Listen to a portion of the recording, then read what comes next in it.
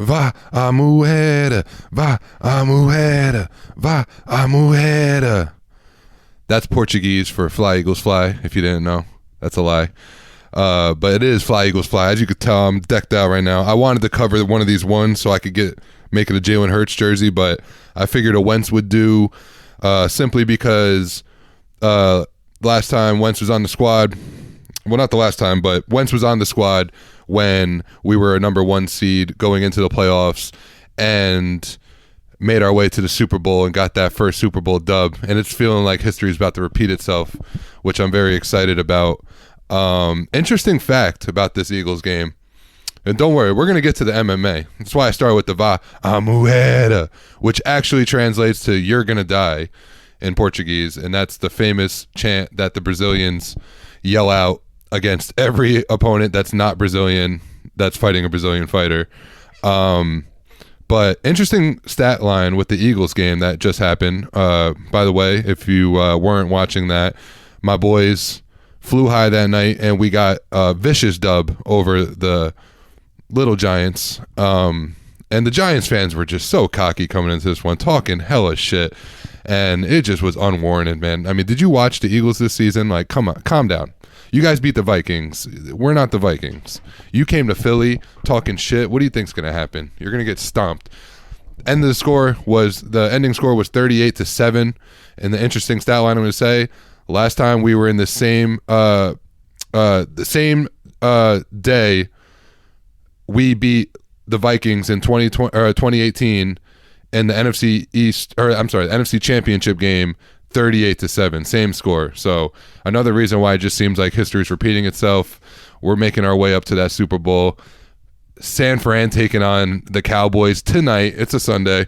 And man, either one of those are whoever wins that game, it's gonna be a crazy game in Philly for that. Electric all around. Man, I cannot wait for that. I said I might have went to this game this weekend. I did not. You know why I didn't? Because the UFC is important to me, and I wanted to. And this was a first pay-per-view of the year in Brazil, Rio de Janeiro, and I felt I needed to be in front of the TV for both. I had the double TV. Mark the time and put up a picture of my little setup I do every time I get the double TVs going. Had the Eagles game and the prelims at the same time. Man, and honestly, this Rio card was so good. It was from start to finish, great fights all throughout. A lot of debuts made. The debuters did great. This I think everyone that made their UFC debut might have won, which is interesting. The Brazilians did very well. Not all of them got the W, but some of them even controversial and lost. But they did very well. They showed out. Yeah, and we're going to get into that, but just had to start, I mean, come on. Shout out my Eagles fans out there. The Philly fans are just a different breed, man. Different breed, different type of fan. And I just love being an Eagles fan so much. It's like one of the first sporting teams I became like a huge fan of. I'd probably say it is the first sports team I became a huge fan of. And I'm just so proud to be an Eagles fan, especially today, coming off a win like that against the Giants. But I'll tell you what's stolen my heart along my journey of life has been MMA, and it's easily made its way into my favorite sport to watch. And for reasons like what we saw last night in this pay-per-view, just so many emotional moments, and just so much just greatness on display, just so much heart on display. And yeah, let's just get into it because it was a night full of emotion. And I guess we'll start with the main event. Glover Teixeira took on Jamal Hill. And man, coming into this one, my pick, if you saw my picks on my short, which I'm going to be doing more of those, I'm going to be making some more shorts with my picks, getting into a little bit of detail with the odds and all that stuff. But this one was interesting. It was pretty even coming into this. Excuse me for a second. Hold on. Just a little product placement with the caution mug. But yeah.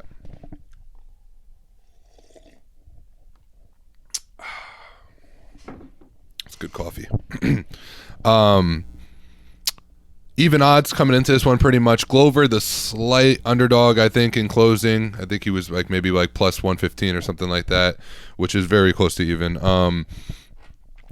So this one was just like I said in the last podcast, it was going to be the new young lion who is getting better with each win, coming against the old lion who is tremendously experienced, has been there, done that with the who's who of all promotions.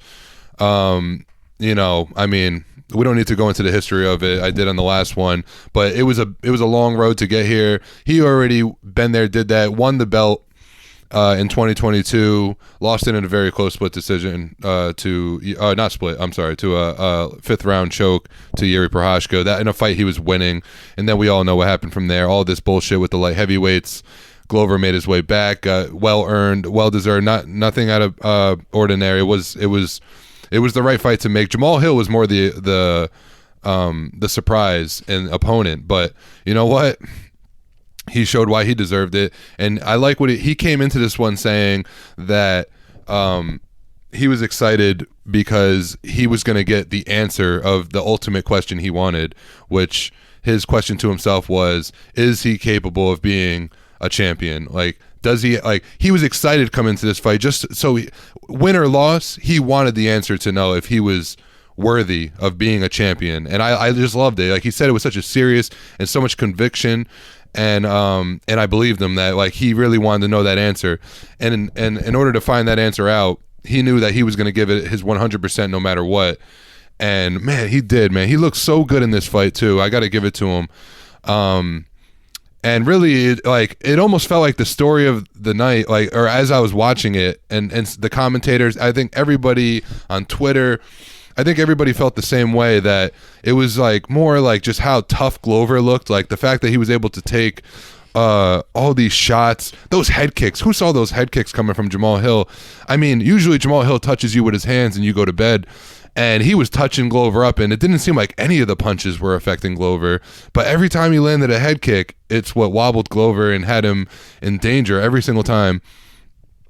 And it was man, it was a great fight. But like I said, it was just, the story seemed to be like how tough Glover was, and we all know if he like what was going to happen. If he lost, was he going to retire? If he wins, I think people felt like he wouldn't have retired. And he fought like that, because even when he was in trouble, it seemed like, even there was points where, you know, we might have all been watching from home saying, stop the fight.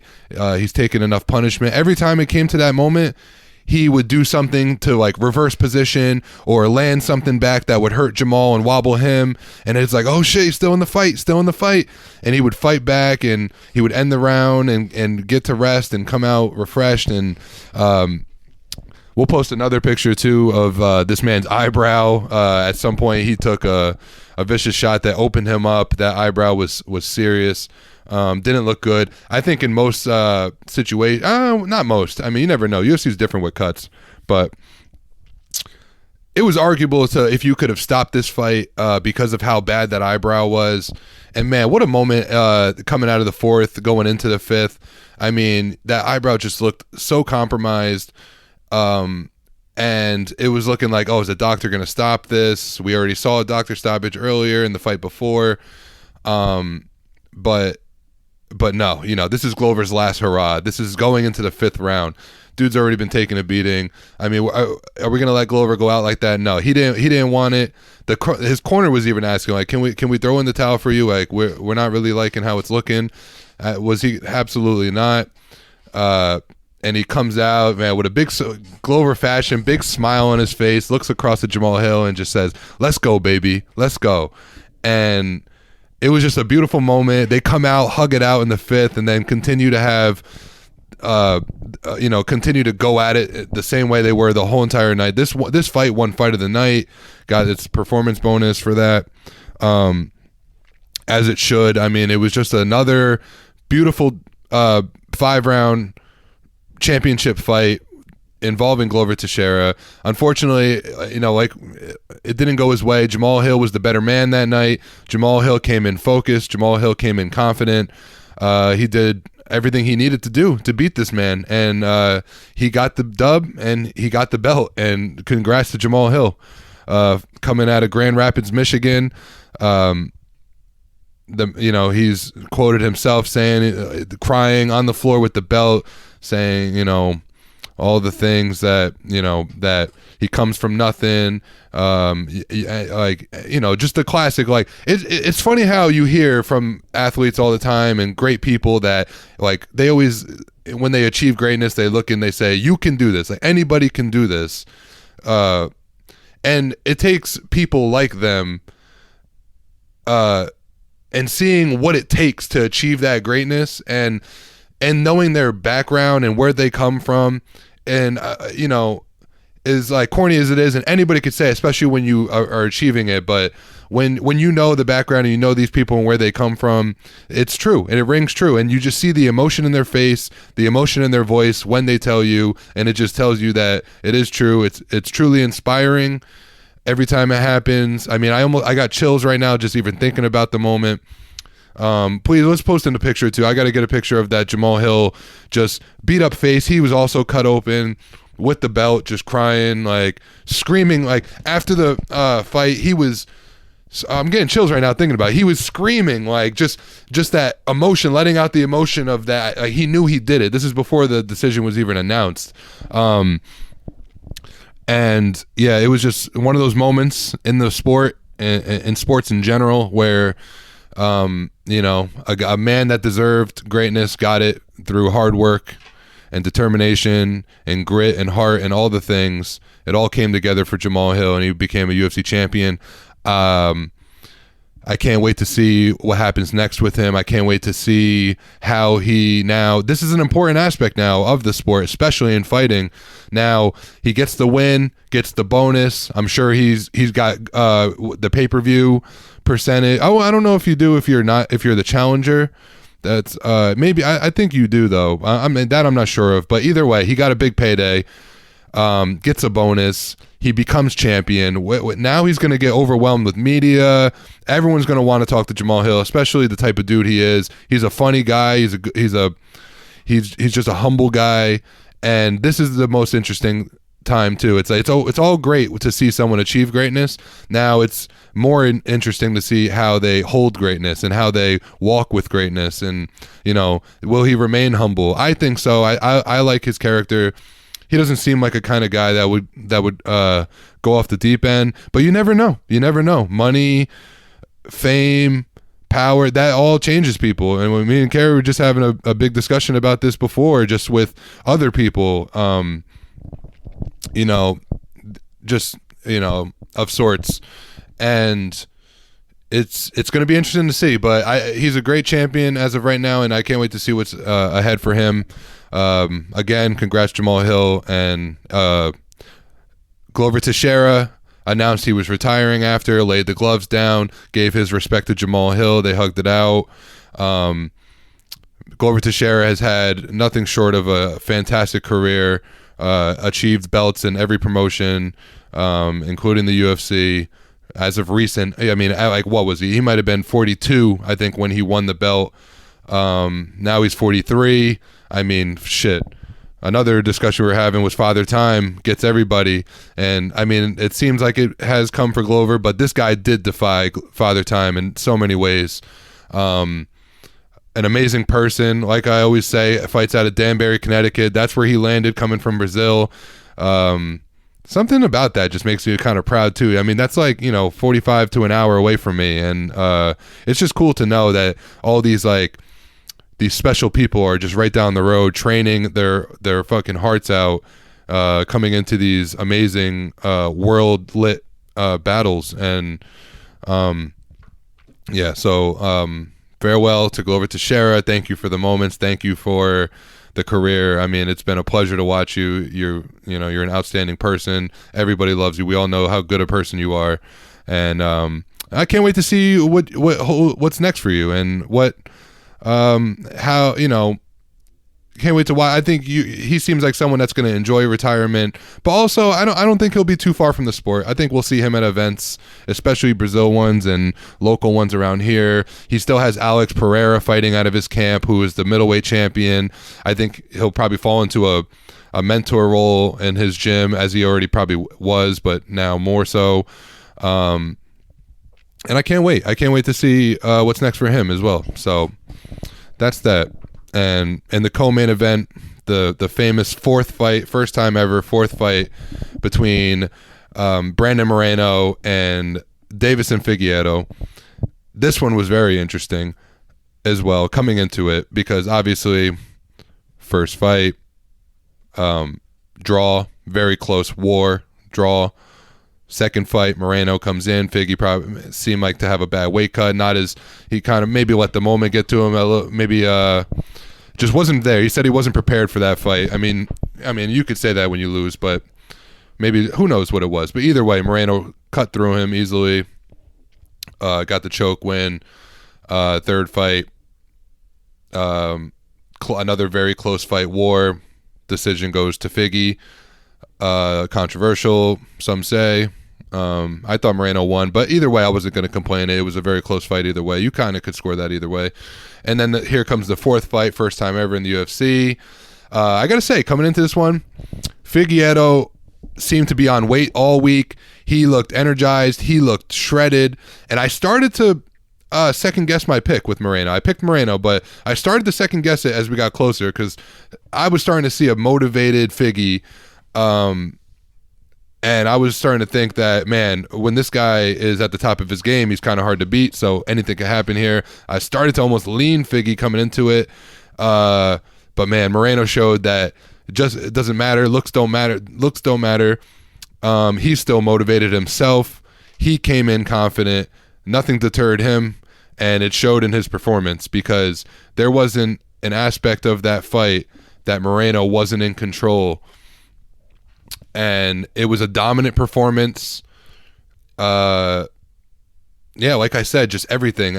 Maybe like Figgy would shoot for a takedown. Nothing was there for him. Seemed like Moreno had the better boxing. He landed the better combinations. I don't remember seeing Figgy land really anything significant in this fight until the end of the fight came, and like I said, this was the doctor stoppage. Moreno landed this awkward punch. It seemed like this part of the knuckle, which is illegal. It was a hook, left hook, and the thumb knuckle went into Figgy's eye a little bit. Really fucked his sight up. Figgy protested with an eye poke, but it was more really the swipe on the other side, which he wasn't holding. It was the knuckle is what really fucked his eye up, and then there was a swipe at the end, but that didn't even affect him. So there was nothing there to protest as far as eye pokes. And after that round, Figgy got up and he couldn't even open his eye. So the eye was compromised. Doctor took a look at him coming out of that. What was it? I think it was the second round going into the third, and the eye he couldn't open it. It was bad. It was bad. We'll post a picture of this eye too. Not as bad, not so much as bad as a cut with Glover, but this one, the eye was just completely shut. Reminded me of Donald Cerrone. I mean, and Figgy did in the middle of the round pull the Donald Cerrone, where and now we all know this as a fact. When your eye swells up how it was, you don't blow your nose, because now when you blow your nose, it creates like an air pocket in your eye, and it just swells it even more, like double, triple. And that's exactly what happened. I saw him in between the rounds blowing his nose, and then he comes out for the third and he couldn't open his eye. It was completely shut. There wasn't even the littlest line of his eyeball. It was just completely shut. Doctor took a look at him, said, can't let him go out there. Fight ended right there. Nothing controversial about it. It was done due to a punch. Moreno was dominant all the way up until the moment. And Moreno is the rightful now flyweight champion yet again. And all is right in the flyweight division, it feels. Moreno took his gloves off, not to retire, but to retire from flyweight division. Says he's going to go up to bantamweight. I'm excited about that. I think we're all excited about that as MMA fans. Figgy always struggling to make that 125. Did it well this time, but either way, you could tell it really takes it out of him every time he does it. And now he's going to fight at bantamweight, which is looks like and feels like his rightful division. It's going to be interesting to see him hold his strength and be able to have a little bit more mass going into these fights. I mean, he's such a great fighter. He's well-rounded as shit. His jiu-jitsu is phenomenal. The dude has power in his hands. His scrambles are amazing. And I can't wait to see him at bantamweight. I mean, that's what we really want, is to see him at bantamweight. I mean, he was a killer at flyweight until he ran into Moreno. But bantamweight's where he belongs, and that's going to be interesting to see him there. So plenty of great matchups there. The bantamweight division is stacked beyond belief. Could arguably be the best division right now. Speaking of, we have real soon coming up, Chito Vera taking on Sandhagen, which is out of the bantamweight. Another amazing matchup. Title implications there. But yeah, moving on. Gilbert Burns took on Neil Magny. Excuse me. Another dominant performance. I called this one coming into it. I didn't see anywhere that Neil Magny was going to shine other than reach, but that doesn't matter with Burns. He's so heavy-handed and so crispy in his striking style that he could stand with anyone regardless of reach. I mean, we saw it with the Khamzat Chimaev fight. Literally, do we need to say anything about Khamzat? He's a fucking menace. And on standing and grappling, and Burns gave him the hardest fight of his life. Some people even think that Burns won. I wasn't one of those, but I mean, it was a very close fight. But Burns in this one, this was not a close fight. Burns just straight dominated Magny and got him in a beautiful choke. I mean, you just saw it. As soon as the choke was put in, it was under the chin. I knew Magny was going to tap. I mean, Burns is not just a great MMA fighter. Burns is a champion in jiu-jitsu tournaments, multiple jiu-jitsu tournaments, the biggest jiu-jitsu tournaments, world jiu-jitsu tournaments, and he has won those tournaments multiple times. And for an MMA fighter who is as good a striker as Burns, has that caliber of jiu-jitsu where you're beating solely jiu-jitsu people, I mean, that's just scary in itself. And Burns is a freak, man. Burns is such a great fighter. Like I said, took out Magny with ease. Now was calling for Colby Covington after. How amazing does that matchup sound? I think we need that fight. I think that fight needs to happen. I don't know what's going on with Colby Covington. We have the whole legal aspect with Masvidal. Masvidal sucker punched Colby, and after Colby had beat him in a real fight in the UFC, shortly after, Masvidal finds him in Miami somewhere, sucker punches him. I think it split Colby open, gave him a cut, but Colby went the suing route, took legal action against Masvidal, and he's claiming brain damage. I don't believe it, but either way, these are the things you do when you're suing someone. You play it up as much as possible. And this, I think, is a problem, because now if you're going to claim brain damage, you can't take fights in between then, because it's going to ruin your case. It's like, oh, you have brain damage, but you're good enough to take a professional fight against like top tier fighters. I think at this point he just needs to they need to settle on something in that court case and get Colby Covington back in there. I have a feeling that this court case is really what's holding Colby up, and I think this matchup needs to happen. Burns versus Colby, come on now. It's just such a great matchup. Like, they're almost like equally sized. They both have Colby with the elite wrestling against Burns with the elite jiu-jitsu. I think it's going to make for another Kamaru type of fight, Kamaru-Colby type of fight, where it's just going to be a standing brawl, and who's going to have the cardio to take it further. We all know how Colby's cardio holds up. Burns in a 5-round war with Colby, man, that'd be interesting to see. Burns holds that power in his hands, so anything could happen there. Oh man, please UFC, make that fight. I want that fight so bad. I think it makes sense for both guys. I think either one. I mean, that's a title implication fight right there. But Burns also said if that doesn't happen, that he would be the backup for London, which would be for Leon Edwards and Kamaru Usman, or he would even take a fight with Bilal Muhammad, who is coming off a win himself to Sean Brady, who is a young killer. And Bilal has just been looking like a world beater these days with his grappling. And Bilal is looking at a title fight soon too. So it could be a good fight for Burns to take as well. That I like that matchup a lot. So we'll see what happens there. Moving on, Jessica Andrade. This one got ugly quick. I mean, again, I called it. If you watch the podcast or my picks, I called it in this one too. Lauren Murphy, another person who just, I don't think, a great fighter, a tough girl, as we know from this fight especially, who has also fought for the belt against Valentina. Both girls have. Fell short. Jessica just, oh my God, this was a brutal fight. Lauren Murphy just looked like a punching bag in there for Jessica Andrade. Jessica was relentless, typical just Jessica with her power, her power strikes, just everything was landing. Just, I mean, I don't know. There's no way to like really break this fight down other than domination. Just Jessica just beat the brakes off of Lauren Murphy, and I think the other aspect of the fight was really how tough Lauren Murphy was. I mean, Jessica was landing some beautiful stuff in there, some hard strikes, and that would take out most people. But Lauren Murphy just took it, I mean, literally on the chin, on the face, on the forehead, on the nose, on the eye, everywhere, and just had a lumped up face all around. She literally looked like that one episode of Martin when Martin got beat up, and he had just had the meme face of just bumps everywhere. He just looked like the Elephant Man. That's what Lauren Murphy looked like after this fight. But you gotta give Lauren Murphy her props though. I mean, she didn't bow out. Not at one point did she look like she wanted out of there. She stuck in there and did her best, I guess, you know, and that says a lot too.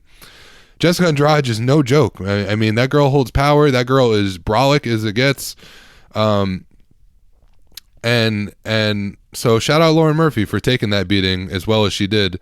But more impressively, how Jessica Andrade looked in that fight. So, I mean, there's really nothing else to say. Jessica beat the shit out of her and is on her way back to a title fight real soon. It's looking like interested to see who they match up with her next. I hope it's a higher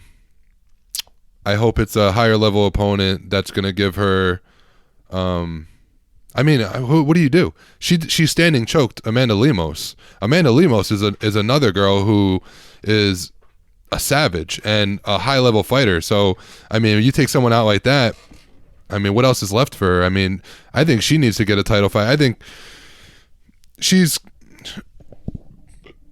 title fight is coming to her soon. Maybe she fights one more. Be interested to see who it is, but we shall see with her. And then so now we go on to the first fight of the night on the main card, which was Johnny Walker, the crazy man, taking on Paul Craig, who is a fan favorite, especially in me and my brother, who also we share a big fandom for Paul Craig. I mean, who doesn't love Paul Craig? The guy's a beast. I mean, the guy is so intense, and his stare downs, classic guy every time with the weigh-ins, always paints his face like Braveheart with the blue stripes, gets right in your face, looks deep into your soul. Maybe I'll post a picture of this too. This is gonna be a big picture episode. Paul Craig with his classic stare downs, and usually before the fight too, just comes straight out, walks right up to his opponent's face, stares him down right before they're about to fight. But that intense stare didn't do anything for him in this one, because Johnny Walker looked like the old Johnny Walker. Confident, good energy, not too cautious as he has been in his past few fights. Paul Craig went for a takedown. Johnny Walker simply stuffed it. Paul Craig, man, he's stubborn like that too. He has a bad habit of he gets a good shot in on the legs, and he'll get that leg, but sometimes you got to let go of the leg if you're in danger. I mean, he grabbed Johnny Walker's leg, and Johnny Walker just hit him with some vicious strike. I mean, and you could do this when you're Johnny Walker because he's so long and he's so just explosive with every aspect. I mean, the dude is just shredded.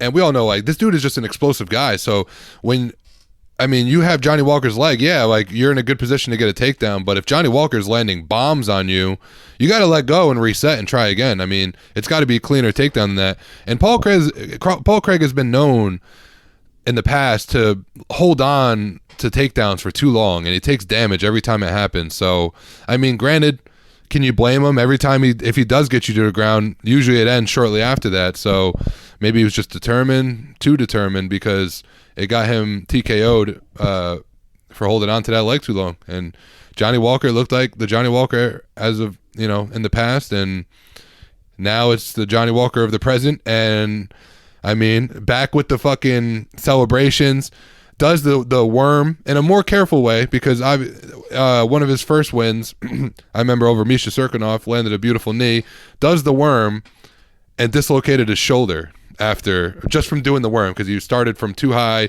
went down, dislocated his shoulder, rolls over. He's like, even with a smile on his face, he won, so he's excited, but he's like, I just fucked myself up. The man had to get surgery after that for his shoulder. Did not look the same after, and was on a slump. He looked like he was very close to getting cut because of just all the beatings and knockouts he was taking. Jamal Hill was the one as of late. So shouts out Jamal Hill, the most funny knockout I've ever seen, or a knockout reaction, I should say, from Johnny Walker. But yeah, so I mean, he comes back with a more careful worm this time, does not dislocate his shoulder, jumps up on the cage. He's fucking doing the laid back. Maybe we'll post a picture of this too. It was cool. It was kind of funny. He was like on the cage celebrating, and then he just does the little lean back, super smooth. Had the Irishman in his corner, John Kavanagh and Conor McGregor's usual coaches. So shout out Johnny Walker, back in the win column in a big way. Big win over Paul Craig. So yeah. In the feature prelim of this fight, we had a legend who announced before this fight that it was going to be his final fight, win or loss, win or lose. And who am I talking about? We all know Shogun Rua, the legend himself. I mean, this guy has been in the game for 21 years, and not just 21 years of being in the game, but 21 years being elite. Famously coming from the Pride organization. We all know the legendary fights that Pride has put on, most of them involving Shogun, fights with Rampage Jackson, Dan Henderson, all the greats. I mean, I think he might have even fought Fedor in Pride. But Shogun, and then becomes a UFC champion along the way. I mean, this guy's career just speaks for itself. He has been there, done that with the who's who, similar to Glover Teixeira. Two Brazilian legends that retired last night. And shout out the UFC for putting on some cool ass promos for the Brazilian fighters and for Shogun himself. Shogun sadly took a TKO loss in his fight. But looked good, had his moments, but he was, age caught up with him for sure. 41 years old. Just looked like, I hate to say it like this, I can't think of a nicer way to say it, but just looked like the worst version of himself that I've seen of him coming into a fight.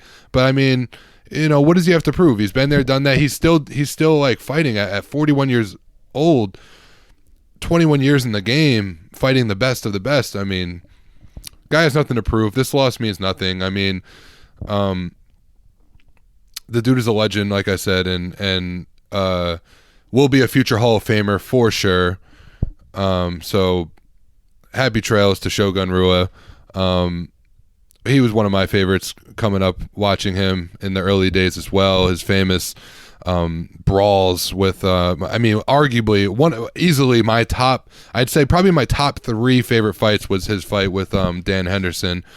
Just such a back and forth war. One of those fights that you just like get so excited for, just simply because of just the landscape of it. It was just so up and down, left and right, it went all the ways. So yeah, so happy trails to Shogun Rua. Loved the little promo they did afterwards for him. All the fighters saluting him. Future Hall of Famer, which is a good segue into another Brazilian legend that got inducted into the Hall of Fame last night, who was present in the crowd, is Jose Aldo. We all know Jose Aldo. Arguably the GOAT of the featherweight division still. And it was an emotional sight when they pulled it out. Jose immediately starting to cry next to his wife. Stood up, gave a bow to the crowd. It was a sight to see. It was a beautiful thing. It was an emotional night last night. The UFC really, Brazil really showed out last night. So many Brazilian fighters in the crowd, you know, Moicano, all the guys. Everybody was there. Everybody was there last night. And yeah, so Jose Aldo got inducted to the Hall of Fame. I mean, he's a first balloter if I've ever seen one. And it was just it was a beautiful moment. So shout out Jose Aldo for that. Can't wait to see him do his acceptance speech when that happens. Probably in Vegas. I think they usually do it. International Fight Week, July. So yeah, I'll definitely be looking out for that. Another fun little fact in the prelims that happened in this card last night was two brothers, both making their UFC debut, coming out of the Contender Series. So we got two blood brothers fighting like 2 or 3 fights apart from each other. First guy goes in, takes on Terrence McKinney. Ismail BOFIM takes on Terrence McKinney and just runs through Terrence McKinney. Now, I picked Terrence McKinney because I liked his energy coming into this. I mean, but man, did I underestimate Ismail BOFIM, because he just ran through Terrence McKinney. Knocked him out, man, with a vicious knee to the side of the fucking jaw, ear area.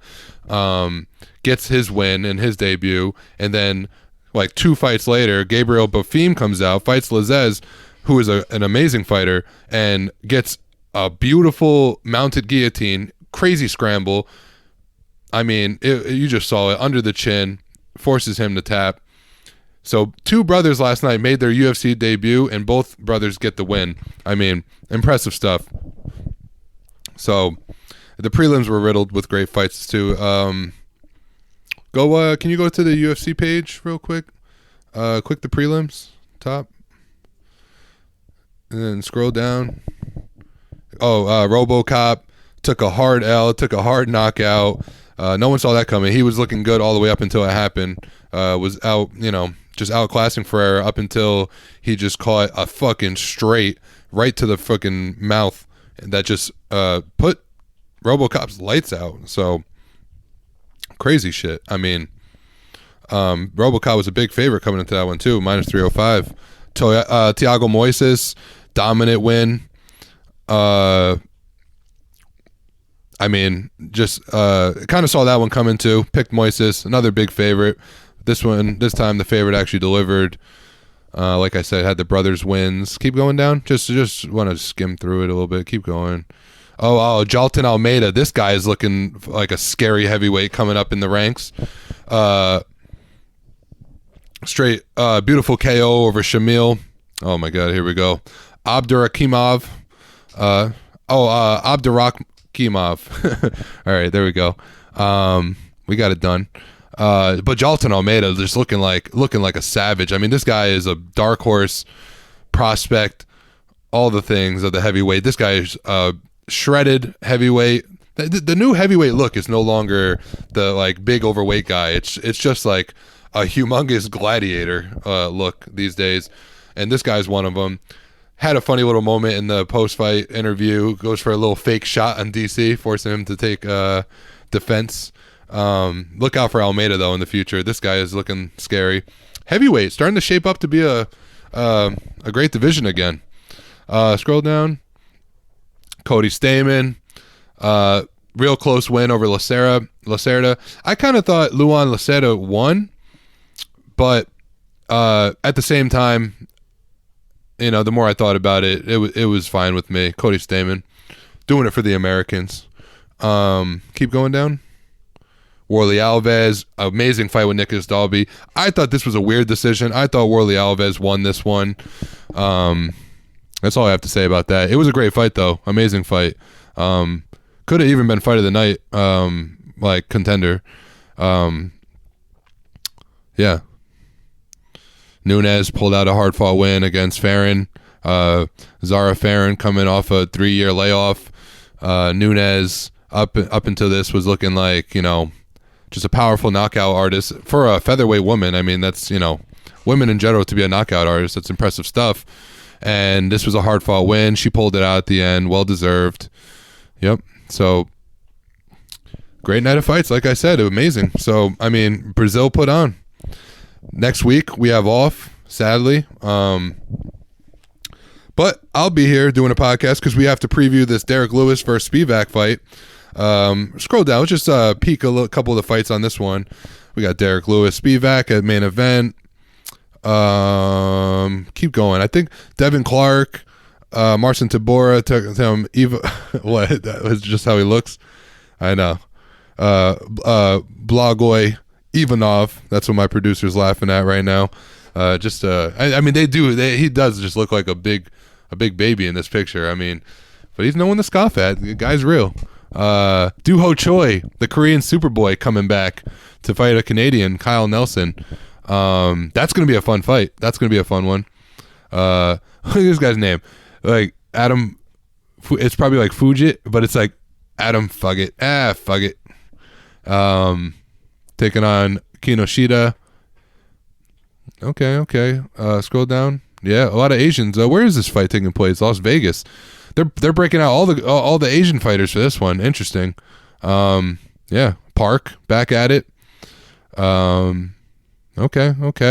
A lot of prospects in this one. Not really the most stacked card, I would say, but I got to say, a lot of times the ones with the lesser known names on the card tend to be some great fights. I mean, usually you get a lot of no names, and you know they're no names because they're still making they're still trying to make a name. And how do you make a name? By putting on good fights. So a lot of these guys, they want to be up there, and they tend to come out and put on a different kind of energy. I mean, they train harder because they got more to prove. So these are all reasons why these cards tend to put on as far as entertainment value. Maybe not name value, but you know, they got to make a way somehow. So a lot of times it's good to watch these cards because you're going to get some good entertainment, some good technical fights out of these. Oh my God, look at that guy. You see that guy? That guy is shredded. I mean, how would you say that? Jian Yong Lee. Probably Jung Young Lee. That's probably how you say it. I mean, it's probably not how you say it if I'm being honest, but that's my best guess. But this guy is, I mean, Jesus Christ. I mean, he literally looks like he looks like a what do you call that? Like a bodybuilder. Like this dude is like jacked beyond belief. Yo, USADA, get on your shit. Go give this guy a visit, huh? Taking on Yiza. Some crazy names in this one. Yeah, so that's in 2 weeks from now. I'll be on next week to break this one down. I'm going to do some research on this card because I mean, I kind of have to. A lot of these names aren't ringing bells with me. Yeah, I'm interested to know who these people are. So we shall see. You want to go to the notes real quick? I know we just had a couple fight announcements made. Merab Davashvili taking on Petr Yan. Exciting stuff here. March 11th as the main event. I'll tell you what. This fight is not really favoring Merab, but if Merab could get this a 5-round win against Petr Yan, you have to give that man a title fight after that one. So I love that it's a main event. I feel like this is respect to Yan. I feel like this is a good opportunity for Merab to make his claim for a title fight. I mean, you beat Petr Yan in a 5-round main event, you're going to get a title fight. So very exciting stuff there. They also announced Alexa Grasso taking on Valentina in the March 4th card, which that card's shaping up to be real nice now. You got John. That's the famous John Jones return against Cyril Gane, heavyweight belt, vacant heavyweight belt, and then you got Amanda Nunes. Can you go to the UFC website real quick and just go to events up top? Yeah, and then go to go down to the March 4th card. Yeah, scroll down, right there. John Jones gone. Let's see if they put it up, because I know this card is shaping up to be good. Ew, these dogs are just like licking their feet. Is it time for Yams appearance? Yam. Let's see. Hold on, real quick. No, they still haven't put it up. I'm trying to remember, who the fuck was Amanda Nunes fighting?